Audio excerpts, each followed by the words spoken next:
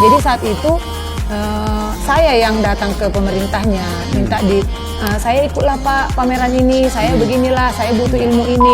Ketika sudah mendapat pelatihan-pelatihan dari pemerintah, kayak kemarin itu ada pelatihan inkubasi bisnis, kita karena diajari orang-orang yang sudah pengalaman di dunia bisnis, jadi mengubah mindset kita bahwa ternyata berbisnis yang elegan itu seperti ini gitu.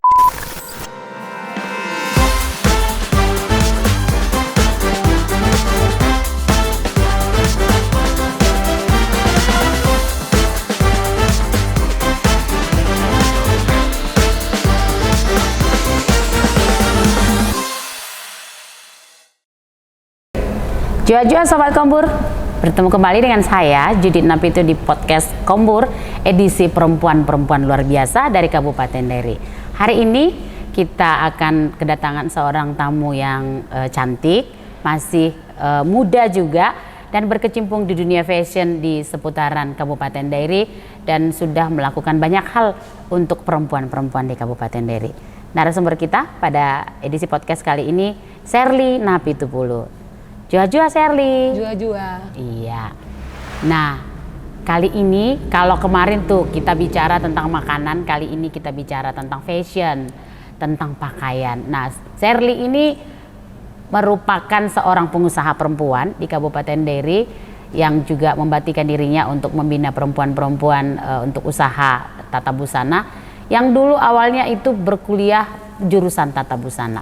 Pertanyaan yang paling menggelitik bagi saya saat ini adalah di saat para wanita-wanita itu berlomba-lomba kuliahnya di ekonomi, kemudian di jurusan sekretaris.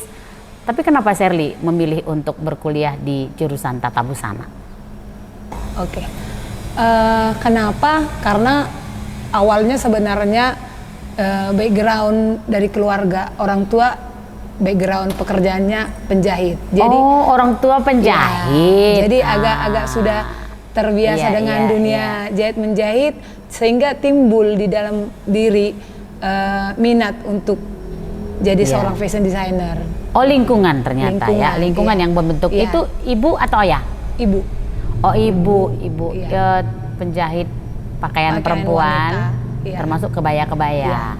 Nah, kemudian mengambil keputusan akhirnya untuk kuliah di tata busana. Berani mengambil keputusan untuk menggantungkan hidup, menggantungkan hidup pada pekerjaan penjahit awalnya, kan gitu kan? Kita kan tahu orang kan kebanyakan kalau beli pakaian biasanya murah dan cantik. Tapi kalau menjahit kan itu biasanya kan biayanya kan nggak murah ya. Tapi kenapa berani mengambil keputusan itu? Saya awalnya begini, berpikir kecil pun saya sudah mencintai fashion. Jadi saya pikir wanita tidak bisa lepas dari baju. Dan permintaan ini akan semakin banyak ketika desainernya itu mengimbangi gitu. Artinya kalau saya belajar menciptakan, otomatis mode-mode baru, otomatis rasa ingin perempuan-perempuan itu akan lebih cenderung mengambil ke customnya daripada yang sudah ready, karena kan sifat perempuan ada yang saya tidak bisa sama dengan orang lain. Pengen gitu. Sesuatu yang personalisasi, beda dengan orang lain. Kalau sudah beli yang sudah jadi kan otomatis dia akan ada samaan. Nah, kalau dia pesan ke pengen tampil beda, berarti melirik pasar pengen tampil beda, perempuan-perempuan pengen tampil beda dengan penampilan yang personalisasi itu berarti mendorong Sherly untuk berani membuka usaha menjahit pada awalnya. Itu kapan kira-kira pertama sekali dibuka usaha menjahitnya? Kalau yang secara komersil itu setelah menikah 2009 akhir, pasnya 2010 awal buka usaha. Itu di mana lokasinya? Di depan kantor bupati, di rumah mertua. Di depan kantor bupati. Jadi posisinya strategis strategis artinya banyak calon-calon customer banyak lah di situ terutama pegawai-pegawainya lah. Kan sering lewat gitu, melihat itu ada. Saat itu kan di tahun 2010 kalau untuk dunia jahit menjahit itu nggak setenar hari ini, nggak setenar sekarang. Berarti waktu itu belum banyak kompetitor Kalau kita hitung Dairi masih bisa dihitung dengan jari lah. Kalau sekarang kan kita lihat di lingkungan pasar sendiri pun sudah hampir menjamur semua penjahit gitu. Terus khawatir nggak? Sekarang kan udah banyak, dulu paling beberapa tuh kompetitornya nggak banyak ya. Tapi sekarang kan udah mulai menjamur. Artinya di beberapa sisi-sisi jalan pasti udah ada tukang jahit. Kita ke jalan sana udah ada tukang jahit juga gitu. Khawatir nggak? Tidak, karena gini, kalau kita kan sudah mempersiapkan orang akan seperti itu gitu, masa itu akan ada gitu. Jadi caranya saya ngambil pelajaran-pelajaran yang lain, misalnya orang yang kalau untuk mengajar kan tidak semua orang bisa disiapkan untuk mengajar. Jadi saya membenahi diri dengan membuka sekolah. Dan satu lagi untuk usaha penyedia bahan bakunya gitu. Jadi kalau untuk orang sudah pada belajar menjahit, tapi kalau untuk seorang guru itu persiapannya harus jauh lebih matang. Kebetulan kan background pendidikan saya kan sarjana pendidikan. Nah gitu, jadi itu yang saya manfaatkan untuk mengisi semakin banyaknya kompetitor ini gitu, mengisi waktu supaya tetap eksis gitu. Iya, berarti kalau kemarin tuh usahanya lebih kepada fokusnya ke menjahit, sekarang dia udah berambah ke usaha pendidikan. Iya, pendidikan. Iya, untuk membuka pendidikan kepada generasi-generasi muda, khususnya perempuan untuk yang pengen belajar tata busana. Nah, setelah itu ternyata udah ada usaha juga untuk bahan baku bahan baku. Berarti sekarang ini udah melebarkan sayap lah ini ya. Jadi ini berarti salah satu strategi dari Sherly untuk bisa tetap eksis dalam dunia fashion di Kabupaten Dairi. Nah, sekarang biasanya itu banyak usaha-usaha itu kan prosesnya untuk pembukaan izin, pengurusan izin, kemudian bagaimana mengembangkan usahanya, bagaimana mencari pasar gitu. Itu kira-kira Sherly bisa cerita nggak ke kita kolaborasinya dengan pemerintah itu ada nggak gitu, dan seberapa jauh perhatian pemerintah terhadap usaha-usaha UMKM termasuk misalnya saat itu Sherly gitu. Kalau pemerintah sangat besar ya, tapi kita harus begini juga. Kalau kita nggak datang duluan, jangan berharap pemerintah akan merangkul gitu. Artinya kan pemerintah tahu karena kita butuh. Jadi saat itu saya yang datang ke pemerintahnya, minta saya ikutlah Pak pameran ini, saya beginilah, saya butuh ilmu ini gitu. Dan akhirnya ketika di awal kita sudah dilibatkan pemerintah ke setiap ada pelatihan, ada apa, otomatis menambah ilmu. Dan pelatihan itulah yang membuat saya mengubah mindset tentang bagaimana sebenarnya berbisnis. Jadi di awal kan kita hanya berpikir kalau saya bekerja ya akan ada uang gitu. Nah ternyata ketika sudah mendapat pelatihan-pelatihan dari pemerintah, kayak kemarin itu ada pelatihan inkubasi bisnis, kita karena diajari orang-orang yang sudah pengalaman di dunia bisnis, jadi mengubah mindset kita bahwa ternyata berbisnis yang elegan itu seperti ini gitu. Dan kita ada pelatihan selama beberapa bulan dan tidak hanya itu gitu. Selain ilmu, kita dikasih pengalaman-pengalaman orang-orang yang sudah sukses. Jadi bagaimanapun profil orang yang sukses itu sangat mempengaruhi. Kalau dia bisa, kenapa saya enggak gitu. Iya, berarti bertemu dengan orang-orang yang sudah berhasil di bidang itu sebelumnya, itu menjadi menambah motivasi dan dukungan, dorongan untuk lebih maju lagi. Nah kemudian ini kira-kira dari beberapa momen-momen itu, pelatihan-pelatihan yang disiapkan oleh pemerintah, ketemu dengan orang-orang sukses sebelumnya, ada nggak sosok gitu, sosok yang sangat menginspirasi dan itu Sherly pegang sampai sekarang, ini aku harus jadi seperti dia gitu. Siapa tuh kira-kira? Kalau untuk dari satu profesi sendiri ya Navanti pasti ya. Karena dia sosok wanita yang kalau dihitung dari background pendidikan dia tidak luar biasa tinggi. Dia hanya lulusan SMP, tapi pengembangan karirnya luar biasa, dan untuk bersosial pun dia melibatkan antara pekerjaan, dunia sosialnya seimbang gitu. Jadi sangat menginspirasi gitu, dan dia pun salah satu wanita Indonesia yang membuka pikiran kita bahwa wanita itu harus bekerja gitu. Iya, betul. Iya. Nah, sekarang ini kan di masa sekarang ini ada banyak ibu-ibu muda yang juga berusaha, itu punya anak, punya keluarga yang harus diurus. Nah, pertanyaan yang sama kepada ibu-ibu yang sebelumnya, menjalankan usaha dan mengurus keluarga. Ini kan dua hal yang sangat sama pentingnya, tapi menjadi menjadi tanggung jawab yang sangat besar bagi seorang ibu yang juga menjadi seorang pengusaha gitu. Nah, sekarang gimana nih kiatnya Sherly itu, bagaimana tetap menjalankan peran sebagai ibu rumah tangga tapi juga tetap bisa membangun dan merintis usaha itu untuk tetap bertahan dan eksis sampai di titik ini gitu? Pada dasarnya memang kerjasama suami istri itu harus gitu. Suami dukung ya? Ya, suami harus dukung dulu. Anak-anak gimana? Banyak protes nggak? Mak, datanglah mak ke sekolahku, mama terus saja kerjaan. Sebenarnya itu pun pastilah anak-anak kita itu kan pasti terkadang dia harus berpikir jangan bapakku aja, jangan harus adanya maunya mamaku ada gitu. Iya. Tapi kadang-kadang ada situasi yang membuat aku nggak bisa hadir gitu. Tapi dukungan suami yang dia paham pekerjaan kita, dia sibuk, dia apa gitu kan, dia membantu ikut serta gitu. Jadi namun di sisi lain pun kita karena pekerjaan kami ini tidak pekerjaan yang harus meninggalkan seperti berkantor diatur waktunya gitu. Jadi otomatis kebersamaan sama anak-anak itu tergantung sayanya yang memanajemen waktunya. Nah, saya mau yang diatur waktu atau saya yang mengatur waktu gitu. Jadi itulah yang harus dipelajari supaya seimbang antara keluarga dan pekerjaan. Saya harus bisa mengatur waktu, bukan waktu yang mengatur saya. Gitu. Nah, Sobat Kombur, jadi ada beberapa tips nih buat generasi-generasi muda atau ibu-ibu muda yang juga ingin memulai usaha tapi misalnya lagi bingung nih gimana nanti dengan keluarga, dengan anak itu, intinya tuh di manajemen waktu ya, pengelolaan waktu yang baik. Nah, semua usaha pasti pernah mengalami jatuh bangun, pernah mengalami untung rugi. Artinya kan kadang-kadang jalan itu kan nggak semulus jalan tol ya kan, nah, karena kadang-kadang ada pengaruh dari modal, kadang-kadang ada pengaruh dari orang-orang yang bekerja sama dengan kita. Nah, sampai sejauh ini, apakah Sherly pernah mengalami kerugian yang cukup besar? Iya, kalau untuk kerugian yang cukup besar mungkin belum, karena kami kan bergerak di bidang jasa.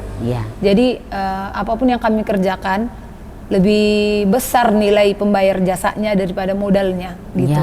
Artinya untuk dunia pertama saya memulai usaha itu bukan harus bermodal besar. Saya kan cukup ada mesin jahit, ada tenaga, udah saya bisa bekerja. Ada gitu. bakat, ada bakat gitu. Dan seiring waktu kan pengembangan sayapnya yang saya pikirkan. Kalau untuk jatuh bangunnya, saya sepanjang dari 2010 sampai hari ini sudah termasuk 13 tahun saya berbisnis di dunia fashion, mungkin belum. Tapi pengembangan karirnya pasti saya mendapatkan satu hambatan gitu kan. Kadang-kadang itu bisa jadi dari pelanggan yang kadang-kadang saya belum bisa memenuhi seleranya. Jadi ada kata-kata kadang-kadang yang harus menjatuhkan semangat saya untuk kata-kata yang menyakitkan gitu. Tapi kembali lagi saya merasa kalau mau bangkit kan ya kata-kata itu yang harus memotivasi saya untuk naik. Bukan buat jatuh. Iya, bukan. Jadi kadang-kadang kita pun harus berterima kasih sama tantangan-tantangan seperti itu. Dan kemudian saya berpikir kalau saya berharap hanya menggunakan tenaga untuk naik kelas, berarti sampai di mana kemampuan saya bisa bekerja sampai seperti itu gitu. Dan mulailah belajar bagaimana supaya usaha ini berkembang. Dan yang paling utama karena pelatihan ini juga mengubah mindset kita bahwa permodalan itu sangat akan mempengaruhi bagaimana perkembangan usaha kita. Memberanikanlah diri meminjam ke bank gitu. Dan seiring waktu ya bank inilah yang membuat kita bertahan. Dan satu juga pemilihan banknya itu pun sangat mempengaruhi gitu. Kalau usaha kita sadar yang dihasilkannya itu hanya rupiah per hari, ya kita harus berpikirlah mengambil tipe bank yang seperti apa. Nah, kebetulan kan kita karena UMKM yang merupakan binaan dari pemerintah, diarahkanlah untuk ngambil KUR gitu. Dan KUR inilah dengan nilai bunga yang sudah disubsidi pemerintah, itulah yang membantu kita untuk naik sukses. Iya. Berarti memang ada dalam menjalankan sebuah usaha berarti ada trik-trik tertentu juga bagaimana mengelola waktu, kemudian bagaimana memilih bank untuk permodalan, Iya. bagaimana untuk membangun jaringan. Iya. Nah, ini sekarang pasti dari 13 tahun kan pasti dong ada prestasi yang pernah Iya. ditorehkan ya tentang busana. Itu kira-kira prestasinya itu kapan itu? Dan Iya. itu mengenai apa gitu? Kalau prestasi ya pasti mungkin di dunia fashion juga. Jadi awal-awal memulai usaha, memang dulu masih sekolah masih suka ikut lomba. Jadi pernah ikut prestasinya juara lomba desain baju kerja di kampus. Nah, baru berselang beberapa setelah selesai dan bekerja di keluar kota, agak berhenti sejenak dari yang namanya perlombaan-perlombaan. Nah, kemudian menikah, menetap di Dairi, kemudian mulai lagi meniti karir. 2016 saya pernah ikut lomba fashion show di Hotel Danau Toba, dan mungkin saat itu nggak ada rezekinya untuk menang, tapi saya ngambil pelajaran dari situ. Ternyata kalau mau jadi pemenang harus begini, mereka begitu, saya pun harus begitu. Jadi mempelajari.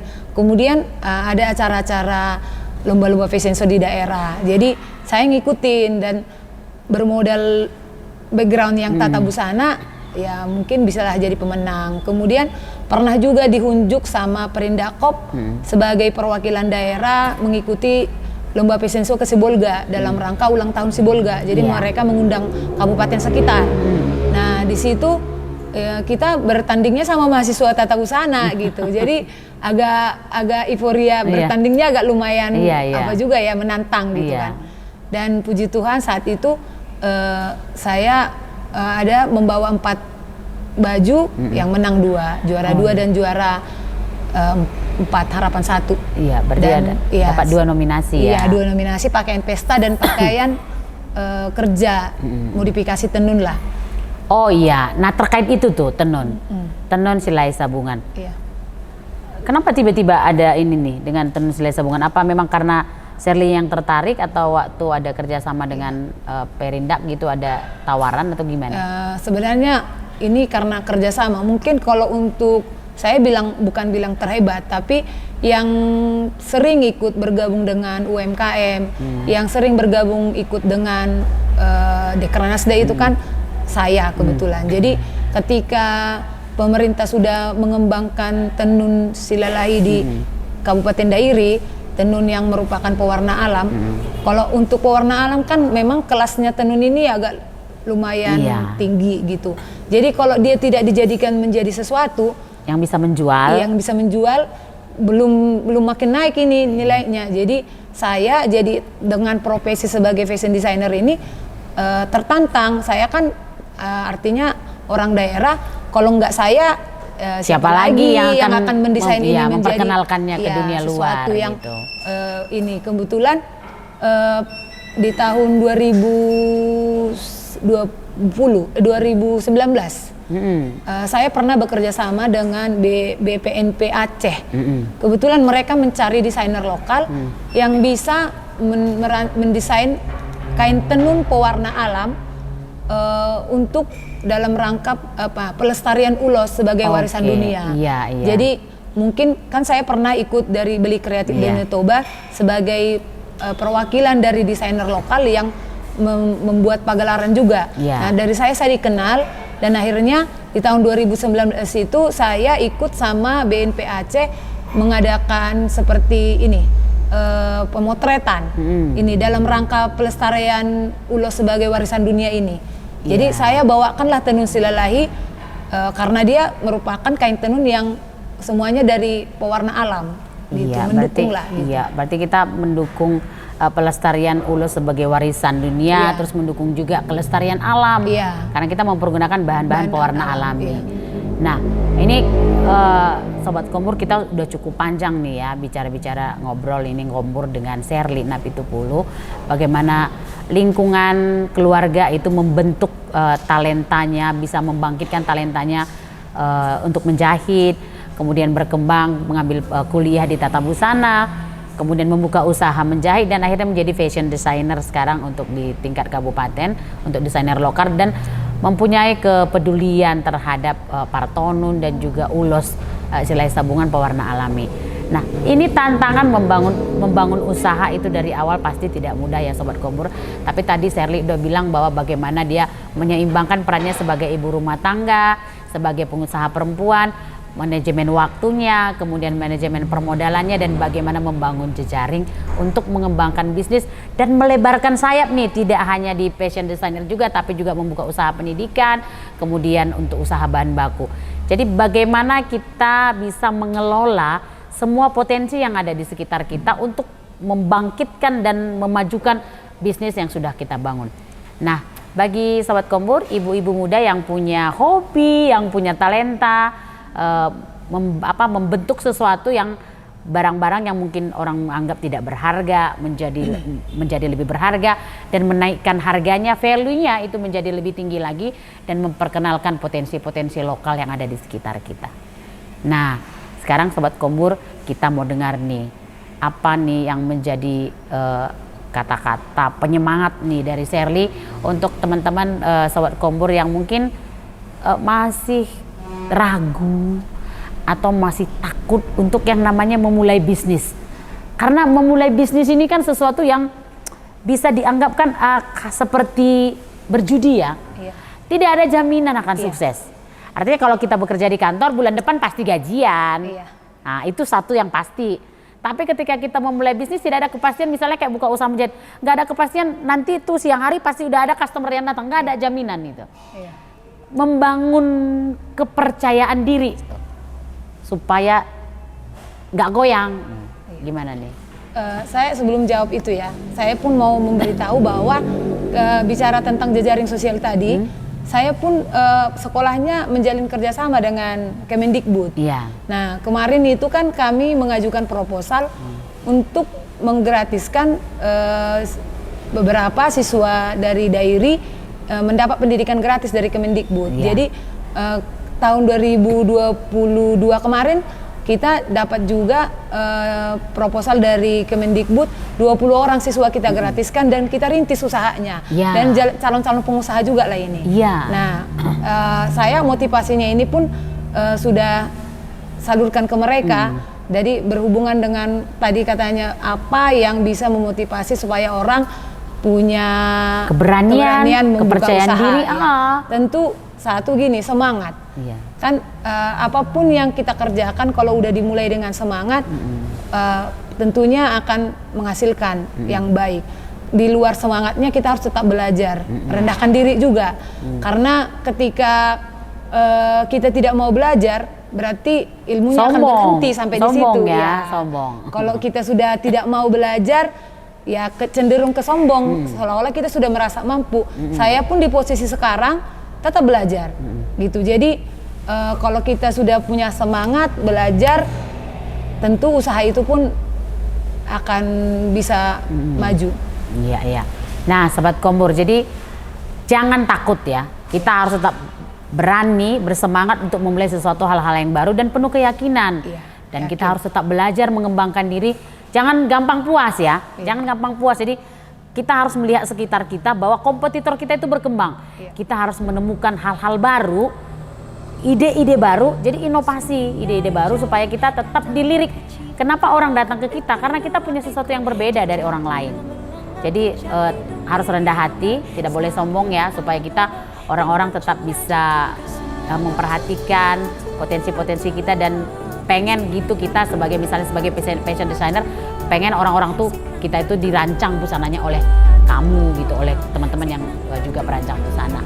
Nah, demikian Sobat Kombur, bincang-bincang kita tadi dengan Sherly Napitupulu, seorang ibu muda, pengusaha muda, ibu rumah tangga juga, yang sampai sekarang sudah bisa melebarkan sayap, tidak hanya usaha menjahit, tapi juga bahan baku, dan juga melebarkan sayap ke usaha pendidikan yang punya banyak prestasi. Nah, bagaimana teman Sobat Kombur semua? Apakah Sobat Kombur juga berani untuk memulai sesuatu yang baru? Nah, marilah memulai sesuatu dan beranilah memulai sesuatu, dan tetaplah semangat untuk menjalankan apa yang sudah Sobat Kombur mulai. Terima kasih Sobat Kombur untuk bincang-bincang kita pada hari ini, edisi kali ini, edisi perempuan-perempuan luar biasa. Kita akan bertemu kembali edisi podcast berikutnya, perempuan luar biasa lainnya yang menginspirasi kita semua. Jual-jual Sobat Kombur.